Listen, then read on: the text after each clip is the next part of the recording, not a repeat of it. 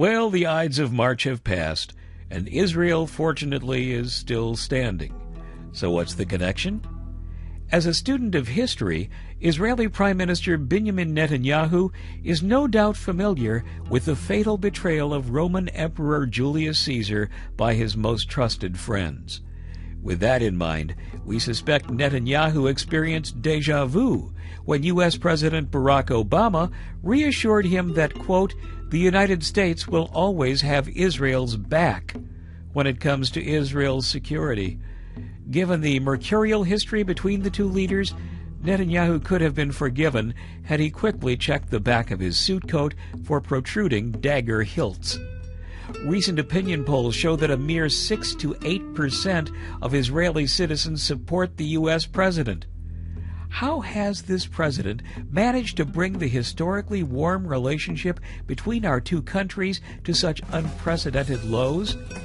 Amazingly, Obama's opaque political positions on the Middle East have managed to alienate virtually all sectors of the Israeli political spectrum, from the conservative right to the pacifist left. Few Israelis trust Obama to state what he truly believes and do as he has promised. There's a serious crisis of confidence at work. The relationship between the two leaders got off to a rocky start after their infamous White House meeting in March of 2010. Not only did Obama walk out of a working session with Netanyahu, failing to return, he later magnified the snub by sidestepping a state dinner with the Prime Minister in favor of a quiet dinner spent with Michelle and the kids. Later, Obama accepted whole cloth the Arab position that Israel must not only halt all new settlements on occupied lands, but also dismantle all existing settlements and withdraw behind lines drawn prior to the 1967 Mideast War. Under Obama's plan, Israel would be forced to retreat to positions militarily untenable by the Jewish state.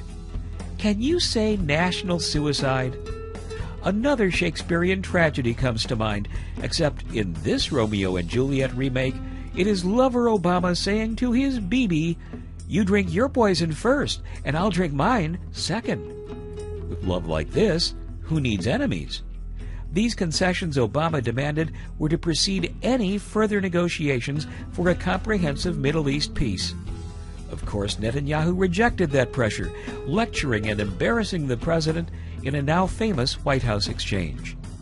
But Obama's latest pledge of unshakable support for the Jewish state rings hollow, given his failure to endorse possible Israeli military action against Iran to prevent the militant Islamic State from acquiring nuclear arms.